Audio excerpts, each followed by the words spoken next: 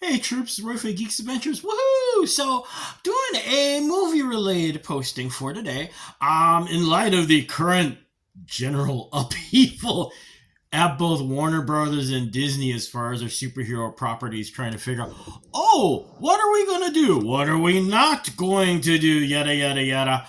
And the idea of what it'll take to revitalize, reboot, whatever, try and do something that people aren't going to automatically go, oh hell no, not again. Decided to talk about movie remakes, the good, the meh, and the why.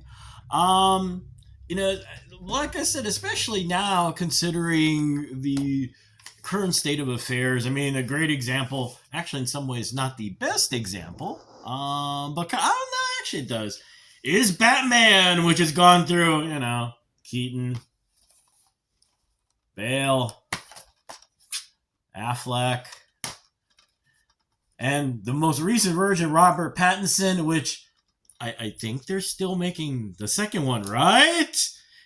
Matt Reeves is still working, right? Yo, y'all haven't changed your mind again, right? Just ask it. And actually, in some ways, though, this is actually not a good example because, as much as a lot, and me included initially, had a lot of opinions about Ben Affleck being Batman, it worked really well, actually. And it's kind of symptomatic about this whole thing in general. Remakes. I mean, myself, I've been talking smack about this concept. We all have to some point, because after all, it does get really kind of tiring and boring hearing the same thing over and over and over again.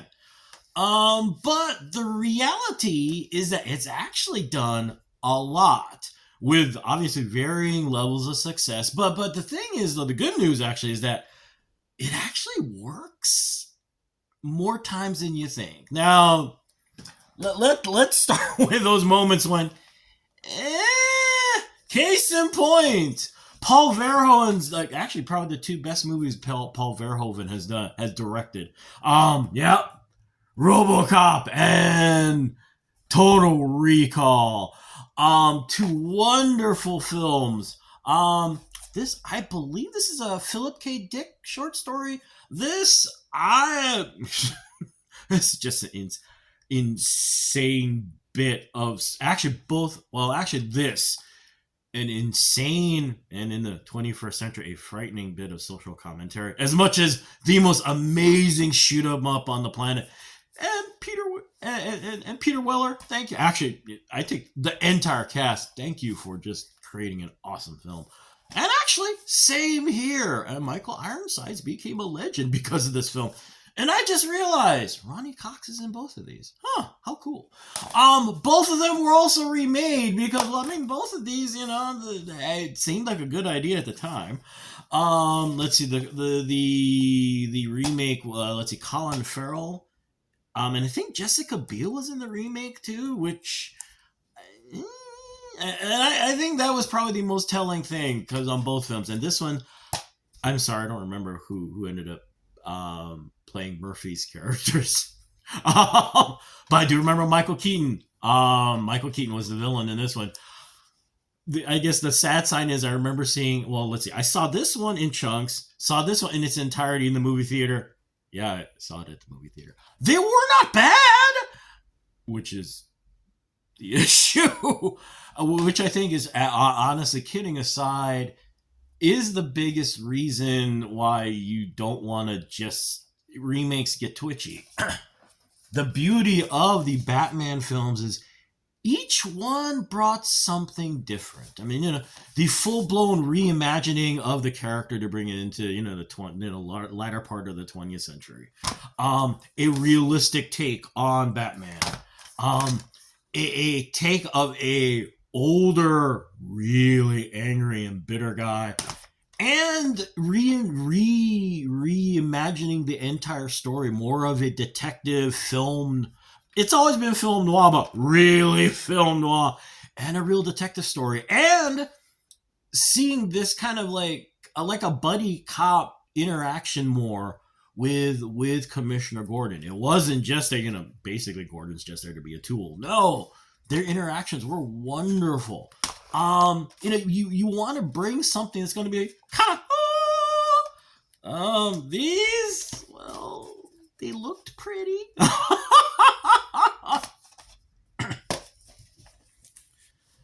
Because there are times you can get away with it.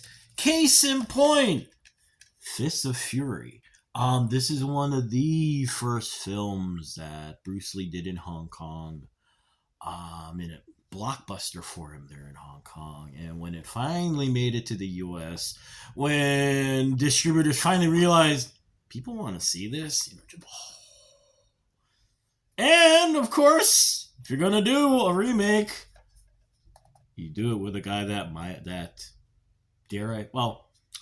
Jet Li is awesome. Basically the same story. I mean, is it verbatim? Actually, you could say it's verbatim the same story. So why? It's Jet Li. That's why. One of the two big scenes everyone remembers in both films.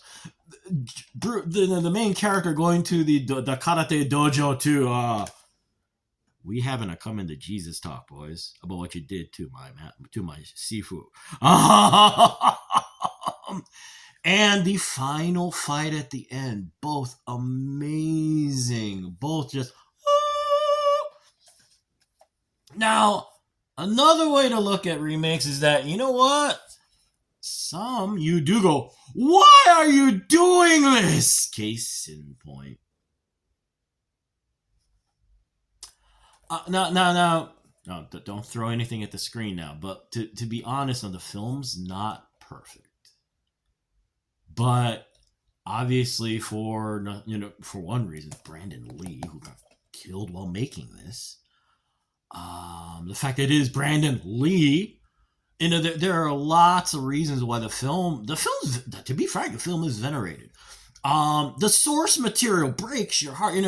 There is a long, yeah, I know you still want to throw. So why do you say that it's not great, perfect film? Well, let's be honest.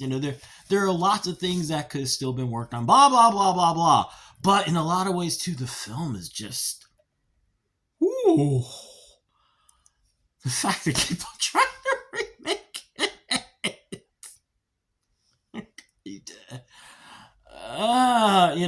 The movie gods are sending you a hint, people.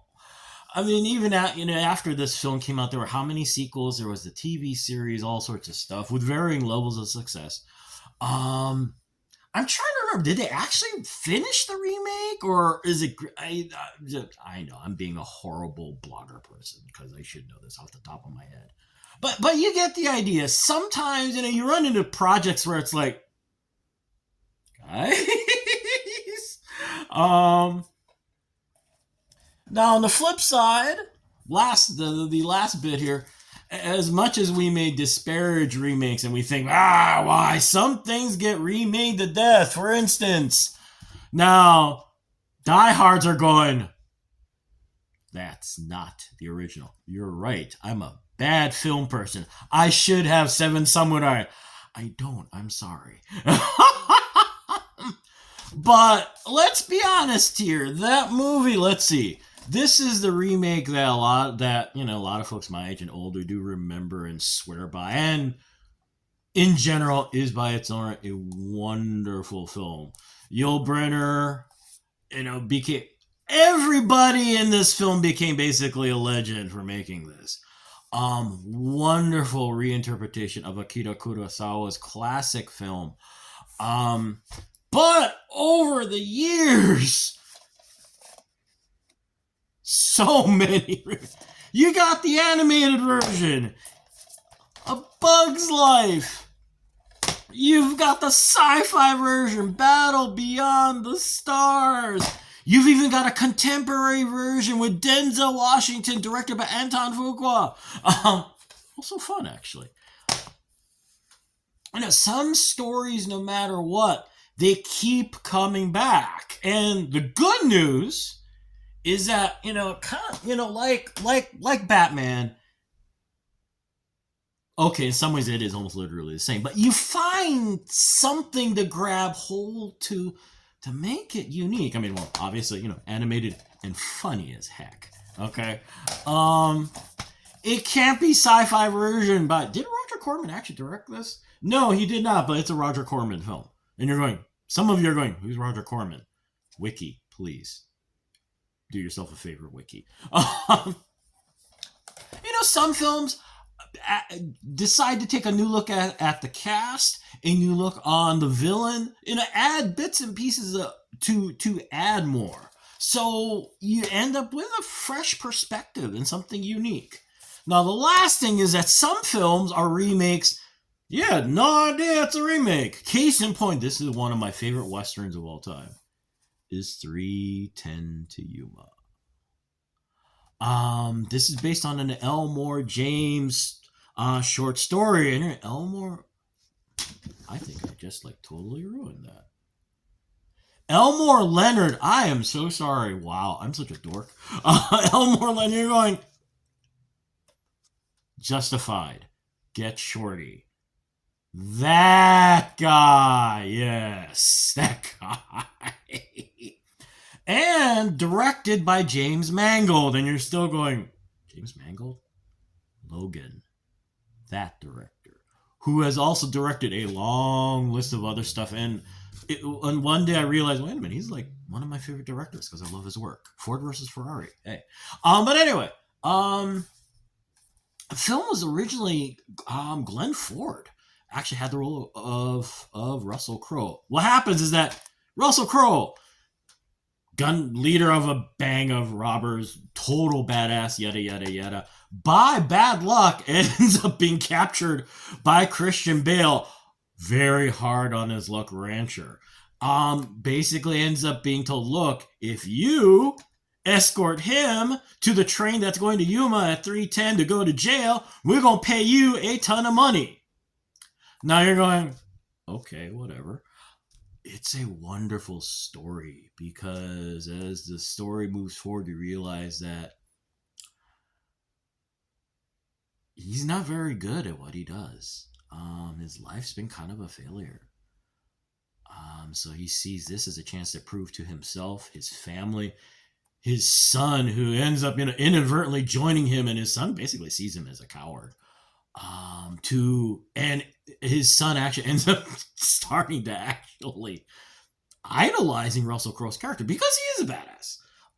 He runs this bunch of bank robbers. He is a gunfighter extraordinaire. Also because he is Russell Crowe, an incredibly charming and charismatic guy that you get to actually like a lot as the film moves forward.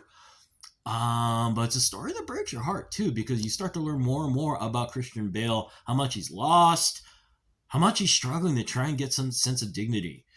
And they don't form a friendship or partnership or anything, but as the film moves forward, you get to see Russell Crowe's character get more respect.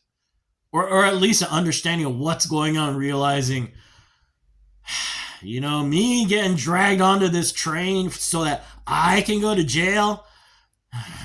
Really? Oh, hell. So this is an example, and a bunch of us have talked about this. If you're going to do a remake, how about do a remake of something people don't know as well? Actually, Ocean's 11 is another example. A film that reputation's kind of and having them totally re-envision it and create something bigger. So there you go. Yeah, remakes do rightfully so remakes. I mean, it, especially now, that feeling that the big studios are just pandering to you out of desperation. There are other much more really mean ways of putting that, but you get the idea. But storytelling is still storytelling, and the hope, and sometimes you do get lucky and you do create something that really is something still magical and wonderful and still fun to watch. Or at the very least, you know what? is still fun to watch. So anyway, I'm going to go because it's a Sunday and yada, yada, yada. So, hey, y'all take care. May the force be with you. May the odds be in your favor. And as always, be good to each other. Okay, peeps? Y'all take care. Peace. Bye.